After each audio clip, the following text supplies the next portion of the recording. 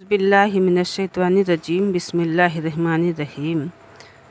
सूरह मरियम में अल्लाह फरमाता है, ज़िक्र है उस रहमत का जो तेरे रब ने अपने बंदे ज़करिया पर की थी।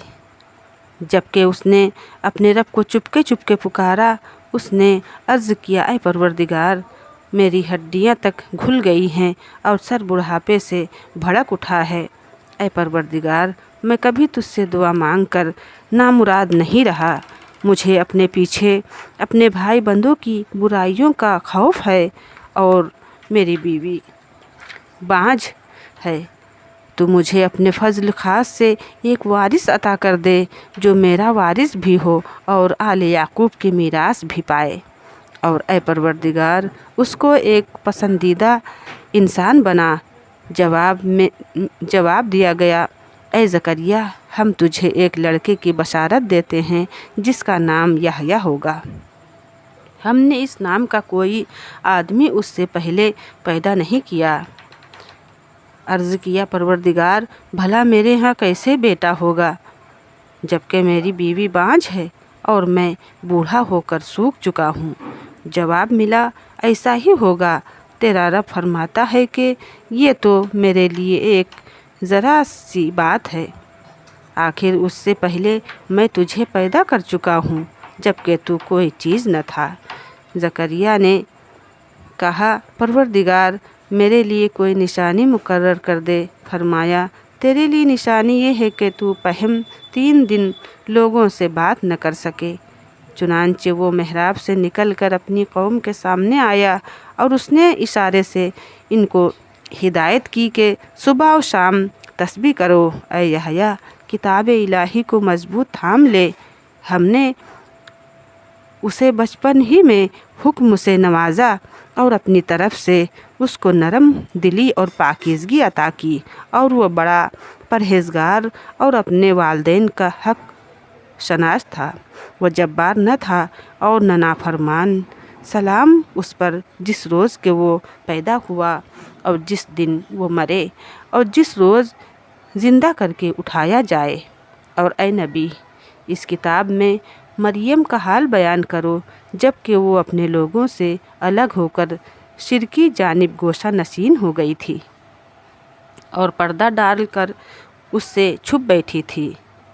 इस हालत में हमने उसके पास अपनी रूह को यानी फरिश्ते को भेजा और वो उसके सामने एक पूरे इंसान की शक्ल में नमूदार हो गया। मरियम एकाएक बोल उठी कि अगर तू कोई खुदा तरस आदमी है तो मैं तुझसे खुदाए रहमान की पनाह मांगती हूँ। उसने कहा, मैं तो तेरे रब का फरिश्ता हूँ और इसलिए भेजा गया हूँ कि तुझे एक पाकीज़ा लड़का दूँ।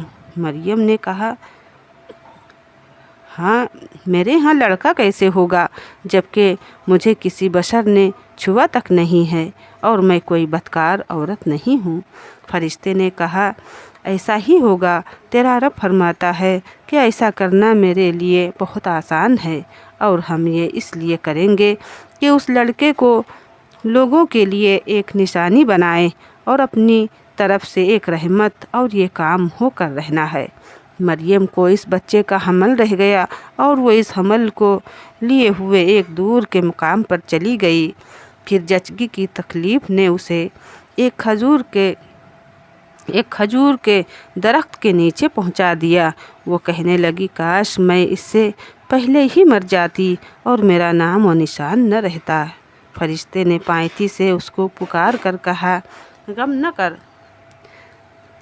कर, तेरे रब ने तेरे नीचे एक चश्मा रवा कर दिया है और तू ज़रा इस दरख्त के तने को हिला, तेरे ऊपर तरो ताज़ा खजूरें टपक पड़ेंगी। बस तू खा और पी और अपनी आंखें ठंडी कर। फिर अगर कोई आदमी तुझे नज़र आए तो उससे कह दे कि मैंने रहमान के लिए रोज़े की नज़र मानी है, इसलिए आज मैं किसी से न बोलूँगी। फिर वो इस बच्चे को लिए हुए अपनी कौम में आई। लोग कहने लगे, ऐ मरियम, ये तो तूने बड़ा पाप कर डाला। ऐ हारून की बहन, न तेरा बाप कोई बुरा आदमी था और न तेरी माँ ही कोई बदकार औरत थी।